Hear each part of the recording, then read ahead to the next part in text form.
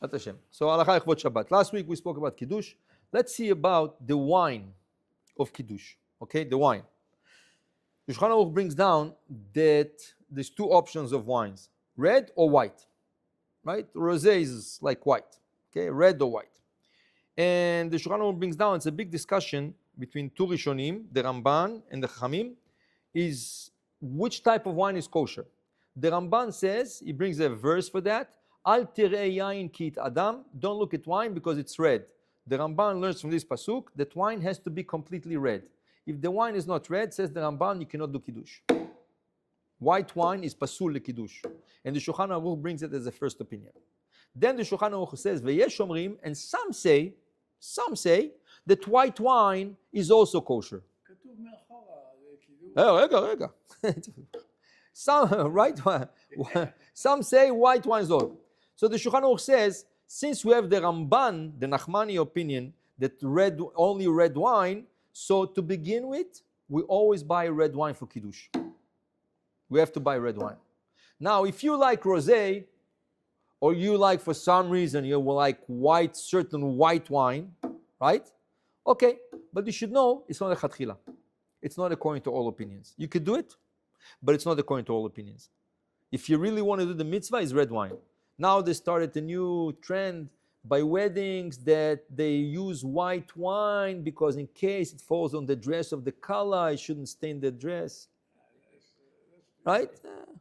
Red wine is red wine. You know how many kalot got married so long ago? You know, so the dress will go to the cleaners after the thing. What's the big deal, right? If you have to wear red wine, it's red wine.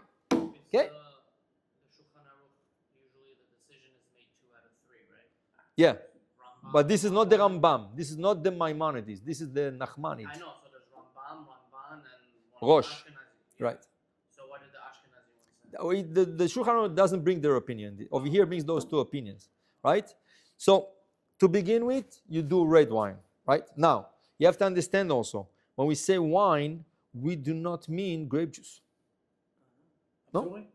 Does not mean grape juice. Wine's a wine. Grape juice is also wine.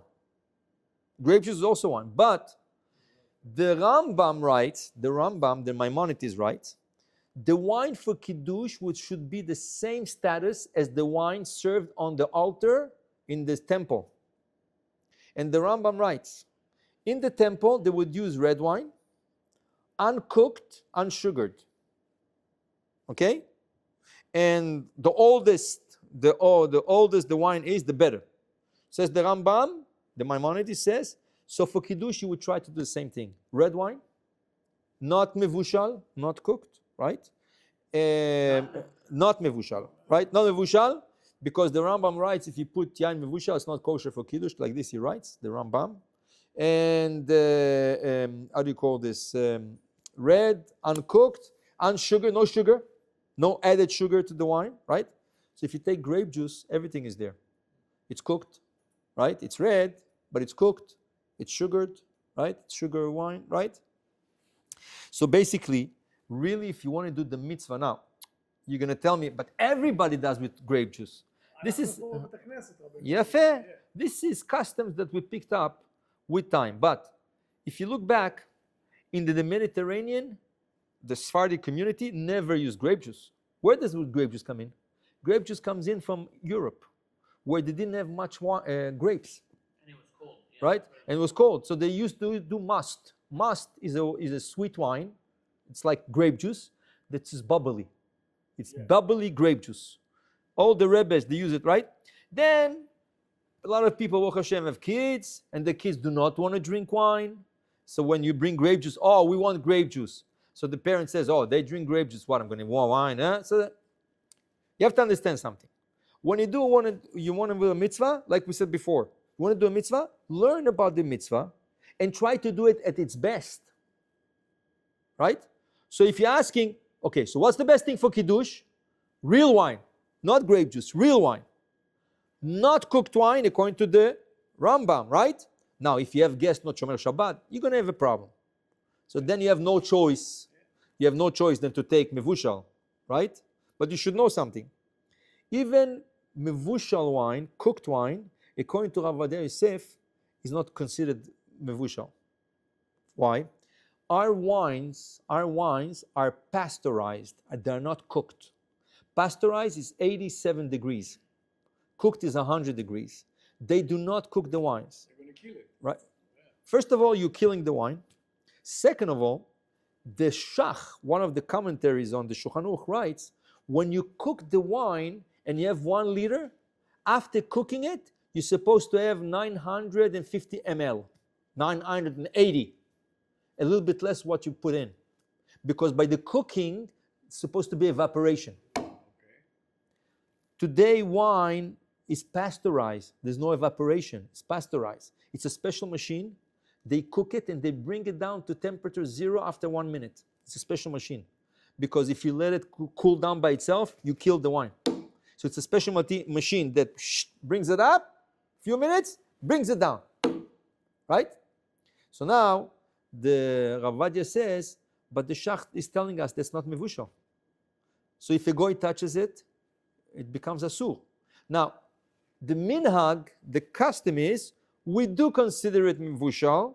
That's why they write mevushal, they write cooked on the bottle. Rav Ovadia says he never used to use it. לא הבנתי, I'm sorry. לא משתמש בזה.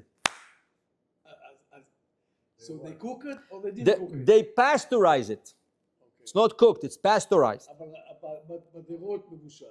They write mevushal because they consider pasteurization as cooked. But the Rav Ovadia says that's not really cooked. So if you have the choice, don't let the goy touch it. Because, so therefore, even in weddings, in bar mitzvahs, they open bottles of wine. Tell them, can I have the bottle, please? Can I have the opener? I want to open it myself. Because they come, a service with white gloves, they come with the thing, they open it, right? Ovadia says, give me the opener. I want to open it myself. And what's the problem if the goy... Opens it, יין לא מבושל. לא, לא רק... What? בסדר, מה הבעיה בזה? יין, אסור לשתות את זה. You're not allowed to drink it.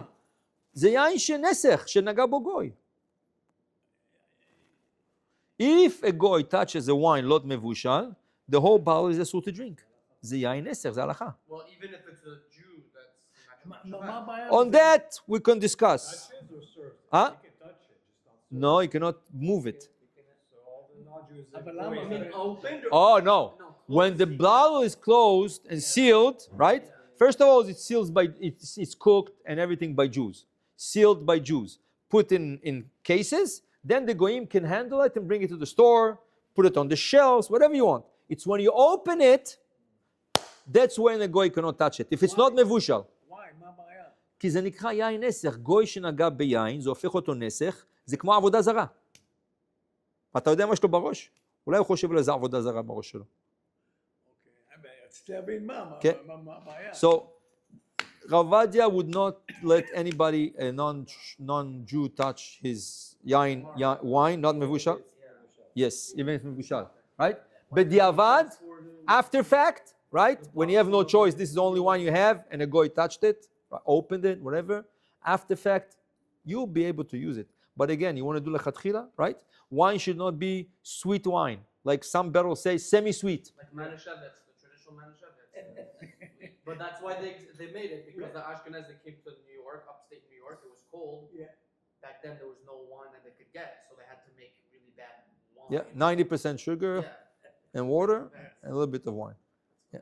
So always, if you want to you want to embellish the mitzvah, especially Friday night when the Kiddush is the Oraita. Friday night the Kiddush is Minat Torah. So you want to embellish the mitzvah, try to do wine. If you have no problems with guests around the table, not mevushal, not semi-sweet or sweet wine, not bubbly wine, no bubbles, no those champagne wines, right? Right, good wine, right? There's so many good wines, and try to get the best wine if you could. אפשר להשיג בקייסי Everywhere you go, לא מבושל. לא מבושל, right? They're a little bit more expensive. Like you have the Golans, you have some French wines. French wines are not mevushal usually because they keep the quality. Where do you get it? I mean, where? Yeah, you can get it over here, get the Grove, everywhere. Everywhere. No מבושל. You look at the bottle, see מבושל. So to tell you, if you want to do the right mitzvah, right, you should invest in wine. Why? The Gemara says, First of all, segula for ashirut, to become rich, segula for many things, right? And you're doing a mitzvah d'oraita at its best, right? So now you say, no, I'm used to, okay, I was also used to grape juice. Many years I also, but when I start reading and I saw the importance, I switched. So what do? In the kids' cups, we pour grape juice before we start the Kiddush. We pour them grape juice. I do the Kiddush, and then when I drink them, I give my wife and the guests. The kids drink their grape juice. When they're going to grow up a little bit, they're going to start tasting that. ברוך ה' לעולם, אמן ואמן.